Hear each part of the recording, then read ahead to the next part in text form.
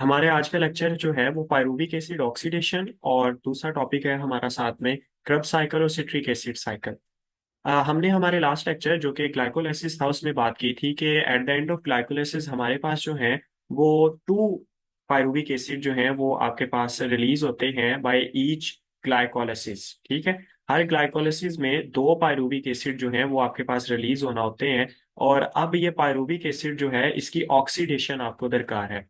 What what we mean by oxidation there, oxidation का यहाँ पे मतलब है removal of electron, removal of hydrogen और एडिशन ऑफ ऑक्सीजन। लेकिन इस स्टेज पे जिसे हम नाम दे रहे हैं पायरूविक एसिड की ऑक्सीडेशन, यहाँ पे बेसिकली रिमूवल ऑफ हाइड्रोजन और रिमूवल ऑफ इलेक्ट्रॉन की वजह से जो है वो हम इसे नाम देते हैं ऑक्सीडेशन का। तो पहले स्टेप में आपकी ऑक्सीडेशन होती है और उस ऑक्सी जी, पहले स्टेप में आपकी ऑक्सीडेशन होती है और उस ऑक्सीडेशन के बाद जो है आपकी प्रोडक्ट बनेगी, वो प्रोडक्ट आपकी चले जाएगी बेटा क्रब साइकिल के अंदर। ठीक है। हम बात कर रहे थे हमारे लास्ट लेक्चर में, हमने बात की थी जो ग्लाइकोलाइसिस है वो होता है बेटा जाके आपके साइटोसोल में। लेकिन याद रहे जो हमारे पास पायरूविक एसिड ऑक्सीडेशन है और हमारे पास क्रब साइकिल है, ये दोनों माइटोकॉन्ड्रिया में होते हैं। बट अबाउट पायरूविक एसिड ऑक्सीडेशन ये क्या है, किस तरह से स्टार्ट होता है, तो चले चलते हैं हमारी मास्टर फाइल पे। यहाँ आपको नजर आ रहा है बेटा फिल वक्त एक पायरूविक एसिड का मॉलिक्यूल है, बुक आपकी साथ ओपन ही रहेगी। ये पायरूविक एसिड का मॉलिक्यूल आपको यहाँ पे नजर आ रहा होगा। याद रहे ये पायरूविक एसिड का मॉलिक्यूल ग्लाइकोलाइसिस से तैयार हुआ है और ये अभी सेल के बाहर जो सेल के अंदर जो है ये मौजूद है, माइटोकॉन्ड्रिया के अंदर एंटर नहीं हुआ। To enter this molecule into mitochondria, mitochondrial membrane इसे बिल्कुल अलाउ नहीं करती एंटर होना, ये आपकी बुक के पहली लाइन में लिखा हुआ है।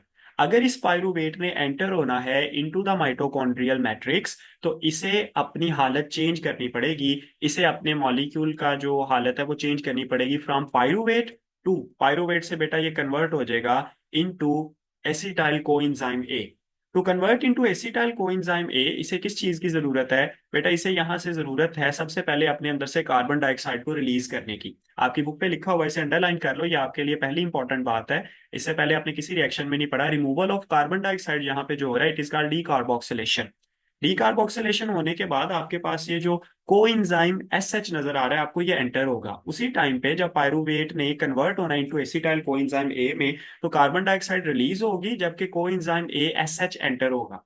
अब कोएंजाइम ए तो आप इसे आराम से पढ़ लेते हो, व्हाट अबाउट एस एच, ये एस एच क्या है? S H basically sulphydryl group. ठीक है, आप इसे लिख लो, मैं यहाँ पे लिख भी देता हूँ, आप स्पेलिंग देख लें इसके। SULFHYDRYAL। ठीक है। सल्फ हाइड्राइल ग्रुप जो है ये बेटा कोएंजाइम के साथ अटैच है यहाँ पे। और ये जो ग्रुप यहाँ पे अटैच हुआ है सल्फ हाइड्राइल ग्रुप, आप इसे जूम कर देता हूँ मैं, आप नोट कर लीजिए। ये सल्फ हाइड्राइल ग्रुप जो है बेटा ये एक्टिविटी बढ़ा देता है कोएंजाइम ए की, जिसकी वजह से है वो बड़े अच्छे तरीके से आसान तरीके से जो है वो अपनी एक्टिविटी बढ़ने के बाद काम कर सकता है यहाँ पे।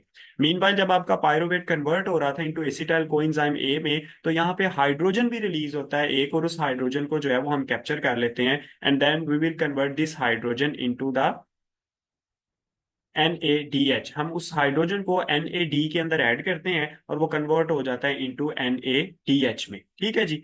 हमारे पास ये रिएक्शन जैसे ही कंप्लीट होता है पुत्र, तो याद रहे इस रिएक्शन में अब आपका पायरूवेट जो है now it is converted into acetyl coenzyme ए। अब ये एसिटाइल कोएंजाइम ए बड़े मजे से माइटोकॉन्ड्रियल मेम्ब्रेन को क्रॉस करके अंदर जा सकता है। याद रहे ये जो आपने कन्वर्ट किया पायरूवेट को into acetyl coenzyme A, it is called oxidation of pyruvate. क्यों? क्योंकि यहां से आपने हाइड्रोजन रिमूव किया, removal of hydrogen is called oxidation.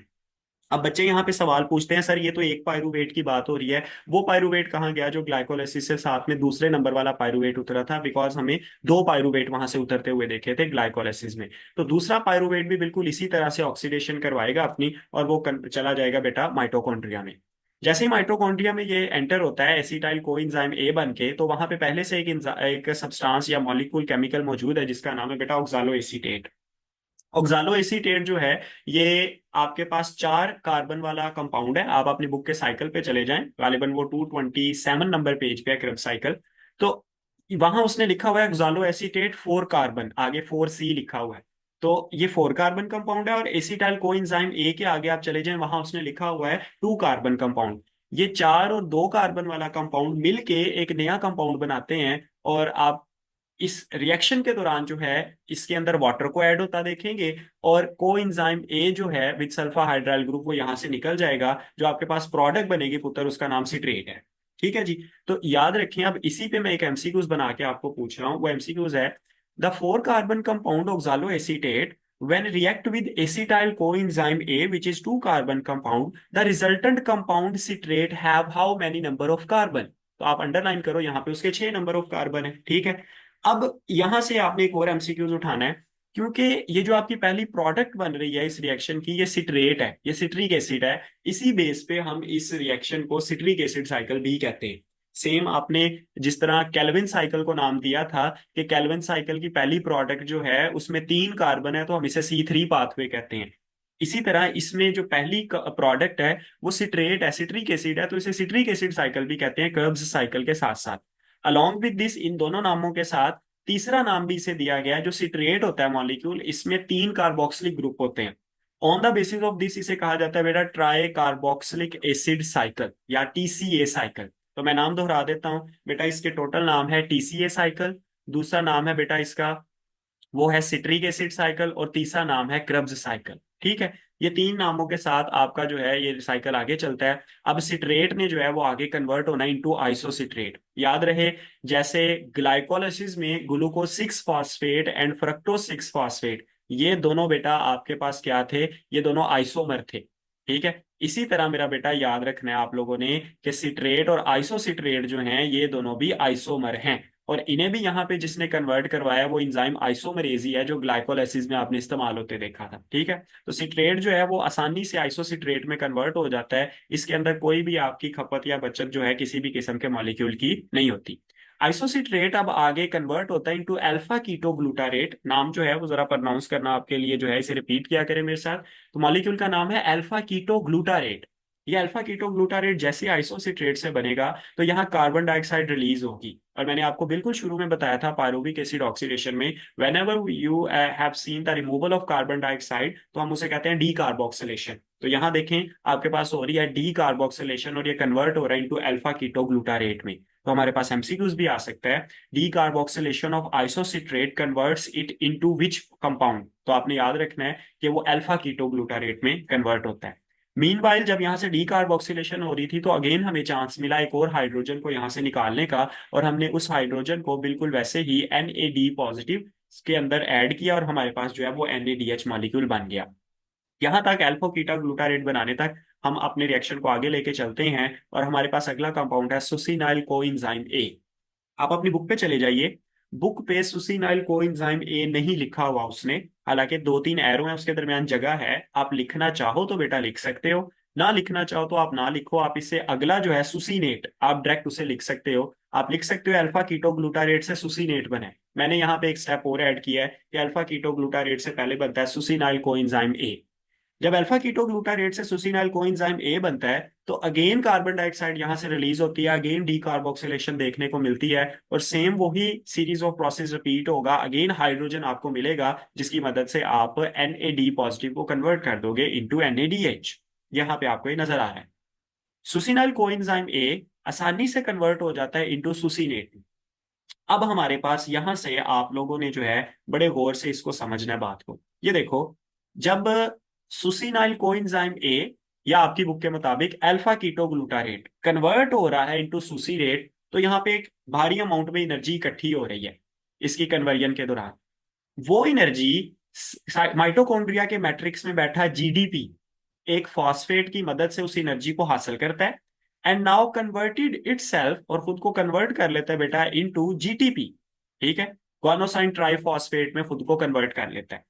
अब हम तो जितने भी रिएक्शन करवा रहे हैं सेलुलर रेस्पिरेशन के, हम तो ATP लेते हैं वहां से, ये ग्वानोसाइन ट्राइफॉस्फेट बन गया है। लेकिन याद रहे ये ATP बनाने के लिए इस्तेमाल होगा, कैसे हम देखते हैं। अब ये ग्वानोसाइन ट्राइफॉस्फेट जो है इसे तोड़ती है बॉडी, माइटोकॉन्ड्रियल मैट्रिक्स के एंजाइम इसे तोड़ देते हैं, और तोड़ के बेटा इसे वापस जब GDP बनाते हैं, मीनवाइल अगेन एनर्जी निकलती है, क्योंकि आपको पता है जब बड़े मॉलिक्यूल को तोड़ा जाता है तो उसमें से एनर्जी निकलती है। अब ये एनर्जी जो निकली है वो वहीं पे मैट्रिक्स में बैठा ADP यूज करेगा और अपने लिए ATP बनाएगा। ठीक है। यहां आपको ये बनता नजर आ रहा है। मैं इस प्रोसेस को, इस स्टेप को दोबारा रिपीट करने जा रहा हूं, जरा गौर से सुनना है। अल्फा कीटोग्लूटारेट से सुसिनाइल कोएंजाइम ए बनेगा और वहां से बनेगा सुसिनेट। अब ये सुसिनेट जो है जब बन रहा है, जब बन चुका है, तो यहाँ पे जो अमाउंट ऑफ एनर्जी कैप्चर हुई है उससे माइटोकॉन्ड्रियल मैट्रिक्स जो है, माइटोकॉन्ड्रिया का अंदर का जो हिस्सा है, वो जीटीपी बनाता है with the help of GDP and one phosphate, inorganic phosphate. ये जीटीपी टूट जाता है और टूटने पे इसकी जो एनर्जी निकलती है उसे एडीपी यूज करता है and convert itself into ATP. तो यहां से आप जो है वो पहला एटीपी तैयार करते हो क्रब साइकिल से, जो आपको दरकार है along with these NADH molecule. ठीक है जी। तो अभी तक आप लोगों ने दो क्रब साइकिल में दो NADH, लेकिन ऊपर ऑक्सीडेशन ऑफ पायरुवेट में एक NADH जो है, यानी टोटल तीन NADH आपने पैदा कर लिए हैं और एक एटीपी। अभी हमारा साइकिल जो है वो कंप्लीट नहीं हुआ। साइक्लिक पाथवे वो रिएक्शन होते हैं जो जहां से स्टार्ट हो वहीं खत्म हो। तो हमने ऑक्सालो एसीटेट और एसिटाइल कोएंजाइम ए से स्टार्ट किया था, हमें उसे कंप्लीट करना है। अगला स्टेप देखते हैं हम लोग। हमारे पास सुसिनेट जो है ये फ्यूमारेट में कन्वर्ट होता है, और जब ये कन्वर्जन हो रही है तो हमारे पास एक नया एनर्जी मॉलिक्यूल बनता है बेटा, जिसे हम बोलते हैं FADH2। Flavin adenine dinucleotide नामी मॉलिक्यूल कन्वर्ट हो जाता है into flavin adenine dinucleotide reduced form में। जब इसके साथ H2 लगा तो इसका मतलब है ये रिड्यूस्ड फॉर्म है। हम इसके आपके लेक्चर के एंड पे इन तमाम मॉलिक्यूल्स के एब्रीवेशन भी एक बार जो है वो आपको दोबारा बताएंगे, तो बने रहिए इस लेक्चर में। अब यहाँ पे हमारे पास जो FADH2 मॉलिक्यूल पैदा हुआ है, ये आगे इनर्जी मॉलिक्यूल के तौर पे यूज होगा। आपने इससे पहले FADH मॉलिक्यूल किसी भी रिएक्शन में नहीं बनाया, ना ग्लाइकोलाइसिस में, ना कैल्विन साइकिल में, ना ही आपने लाइट डिपेंडेंट रिएक्शन या जी स्कीम में। हम आगे लेके चलते हैं। फ्यूमारेट जो है इसे प्यास लग जाएगी और ये पानी को जो है यहाँ पे पिएगा, यानी कि हाइड्रेशन करवाएगा अपनी। Removal of water is called dehydration and gain of water is called hydration. तो यहाँ पे हाइड्रेशन जैसी इसकी होती है फ्यूमारेट की, it is converted into malate. और मैलेट भाई साहब जो हैं ये ऑक्सालो एसीटेट यानी कि चार कार्बन वाले कंपाउंड में कन्वर्ट हो जाते हैं, यहाँ से एनर्जी रिलीज करते हैं। वो एनर्जी या हाइड्रोजन जो है वो हम अगेन अटैच करते हैं विद NAD पॉजिटिव, और हमारे पास एक और एनर्जी मॉलिक्यूल NADH जो है वो बन जाता है, और हमारा मैलेट ऑक्सालो एसीटेट में कन्वर्ट हो जाता है। And the reaction goes on again, से जो है वो रिएक्शन स्टार्ट हो जाता है। This complete reaction is called citric acid cycle. अब आपने यहां से एक छोटा सा इसे रिव्यू देना है, उसके बाद जो है वो हम लोग इसे टोटल नंबर ऑफ मॉलिक्यूल गिनेंगे, और फिर हम अपने इन मॉलिक्यूल के एब्रीवेशन पे चल जाएंगे और कुछ खास सवालों पे। हमने सेलुलर रेस्पिरेशन में सबसे पहले ग्लाइकोलाइसिस देखा। ग्लाइकोलाइसिस के एंड पे दो पायरुवेट पैदा होते हैं। हर पायरुवेट अपनी ऑक्सीडेशन करवा के माइटोकॉन्ड्रिया में एंटर होता है और सिट्रिक एसिड साइकिल चलाता है। यानी एक पायरुवेट जब अपनी ऑक्सीडेशन करवाता है बेटा, तो वो एक NADH पैदा करता है, दूसरा पायरुवेट भी NADH पैदा करेगा। ठीक है। तो आपके पास जब एसिटाइल कोएंजाइम बन के ये पायरुवेट जाएगा माइटोकॉन्ड्रिया में, तब ये NADH कितने पैदा करेगा, 1 2 एंड 3। तो क्रब साइकिल जो है वो तीन NADH पैदा करता है, एक FADH2 पैदा करता है, एक ATP पैदा करता है। जबकि ऑक्सीडेशन ऑफ पायरुवेट या पायरुविक एसिड जो है वो सिर्फ एक NADH मॉलिक्यूल जो है वो पैदा करती है। कल हमारा लेक्चर जो है वो रेस्पिरेटरी चेन का है, उसमें हम total number of energy molecule जो है वो गिनेंगे बैठ के। ठीक है। तो अभी आपने इसको समझना, मैं एक बार इसको रिवाइज करवा देता हूँ। तो सबसे पहले हमने देखा पायरुविक एसिड या पायरुवेट जो है उसे, जो ग्लाइकोलाइसिस के नतीजे में बना है, इसे एंटर होना है इनटू द माइटोकॉन्ड्रिया। ये माइटोकॉन्ड्रिया मेम्ब्रेन समझ ले एक तरह से। तो माइटोकॉन्ड्रिया मेम्ब्रेन में घुसने के लिए पहले इसे जो है वो अपनी हालत बदलनी पड़ेगी। पायरुवेट खुद की ऑक्सीडेशन करता है, यानी हाइड्रोजन रिमूव करता है। Coenzyme A with sulphydryl group अपने अंदर ऐड करता है, कार्बन डाइऑक्साइड को रिलीज करता है यानी डीकार्बोक्सिलेशन करता है, और एसिटाइल कोएंजाइम ए में बदल जाता है। जैसे एसिटाइल कोएंजाइम ए में बदलता है तो माइटोकॉन्ड्रियल मैट्रिक्स में एंटर होता है मेम्ब्रेन को क्रॉस करके। अब इसकी एंट्री करवाने के बाद coenzyme A sulpha hydryl group यहाँ से निकल जाता है, ये सिर्फ इसकी एंट्री करवाने आया था, और वाटर इसके अंदर ऐड हो जाता है। इस रिएक्शन को एग्रीवेट करता है ऑक्सैलो एसीटेट ऐड होके, और हमारे पास पहली जो कंपाउंड बनता है वो सिट्रेट है। सिट्रेट एक 6 कार्बन वाला कंपाउंड है जो सिट्रिक एसिड भी कहलाता है। ये 3 कार्बोक्सिलिक एसिड के ग्रुप भी रखता है और इसे ट्राई कार्बोक्सिलिक एसिड भी कहते हैं। इन्हीं वजूहात पे इस पूरे साइकिल का नाम सिट्रिक एसिड साइकिल या TCA या ट्राई कार्बोक्सिलिक एसिड साइकिल है। सिट्रेट अपने एक आइसोमर आइसोसिट्रेट में कन्वर्ट होता है, जहां नहीं ना ही कोई एनर्जी मॉलिक्यूल पैदा होता है ना ही इस्तेमाल होता है। Isocitrate then is converted into alpha ketoglutarate, and during this process we have seen a decarboxylation process, and again removal of hydrogen, which is now pronounced as oxidation. Again oxidation के नतीजे में अल्फा कीटोग्लूटारेट पैदा होता है और हम अपने NaDH जो है इसके अंदर हाइड्रोजन को ऐड करते हैं। याद रहे, यहाँ पे आइसोसिट्रेट की ऑक्सीडेशन हो रही है, लेकिन जो NAD है उसकी रिडक्शन हो रही है, because it is gaining the hydrogen. Which which molecule is remove from which molecule hydrogen is remove, वो आपकी ऑक्सीडेशन कहलाएगी, लेकिन जिसके अंदर ऐड हो रही है वो रिडक्शन कहलाएगी। तो ऑक्सीडेशन हो रही है आइसोसिट्रेट की, रिडक्शन हो रही है NADH की, ठीक है, NAD की, सॉरी। अब अल्फा कीटोग्लूटारेट आगे चलेगा, सुसिनाइल कोएंजाइम ए बनाएगा, मीनवाइल अगेन यहाँ पे हाइड्रोजन रिमूव होता मिलेगा, अगेन NADH पैदा होगा, डीकार्बोक्सिलेशन होगी, सुसिनाइल कोएंजाइम ए आगे चलेगा इनटू सुसिनेट, और यहाँ से जो एनर्जी पैदा होगी उससे पहले GTP बनाया जाएगा, उस GTP को तोड़ा जाएगा, और तोड़ने से जो एनर्जी पैदा होगी उसको ADP यूज करके ATP में कन्वर्ट करेगा। यहाँ से बच्चों का सवाल आता है कि इस एनर्जी को जो सुसिनाइल कोएंजाइम ए से सुसिनेट में जाते हुए बनी है, आप डायरेक्टली क्यों नहीं यूज कर लेते for the formation of ATP। तो मसला ये है कि ATP बनाने के लिए we need a huge amount of energy, जो काफी कम रिलीज होती है यहाँ से। तो उस एनर्जी को जाया नहीं जाने दिया जाता, उस एनर्जी को GDP से GTP बनाने के लिए इस्तेमाल किया जाता है। अब अगर आप GTP को तोड़ोगे तो आपके लिए वो मैक्सिमम बल्क ऑफ एनर्जी पैदा हो जाएगा, जिसको आप ATP बनाने के लिए इस्तेमाल करते हो। अब सुसीनेट जो है ये कन्वर्ट हो जाएगा इनटू फेमरेट और giving us another energy molecule which is FADH2, flavin adenine dinucleotide. Fumarate जो है उसकी हाइड्रेशन होगी and it is converted into malate and then into oxaloacetate and giving us another energy molecule which is NADH। Overall इस process में हमारे पास जितने भी molecule बने हैं, मैंने उन मॉलिक्यूल को जो है वो एक साइड पे लिख लिया है आप लोगों की आसानी के लिए। हमारे पास जो एनर्जी मॉलिक्यूल बने हैं सारे के सारे, इसे मैंने हेडिंग दी है, आप यहाँ पे देख सकते हैं, मैं आपसे ये शेयर भी कर दूंगा। ये है full name of energy molecule in cellular metabolism. पूरे सेलुलर मेटाबॉलिज्म में जो एनर्जी मॉलिक्यूल आप लोगों ने बनाए हैं अभी तक, रेस्पिरेटरी चेन में भी अभी बनाने हैं लेकिन यही सामने आ जाएंगे हमारे, तो उनके जो है वो सारे नाम क्या है। एक होता है ADP, जिसे एडिनोसाइन डाइफॉस्फेट कहते हैं। आपने ATP पढ़ा, which is adenosine triphosphate. You have read about NADH, which is nicotinamide adenine dinucleotide reduce form. What is called reduce form, क्योंकि यहाँ पे आपको, मैं इसे लेबल कर देता हूँ, यहाँ पे आपको एक हाइड्रोजन जो है वो साथ में अटैच नजर आ रही है इसके। ये आपको हाइड्रोजन जो है साथ में नजर आ रही है, इस वजह से इसे रिड्यूस फॉर्म कहते हैं।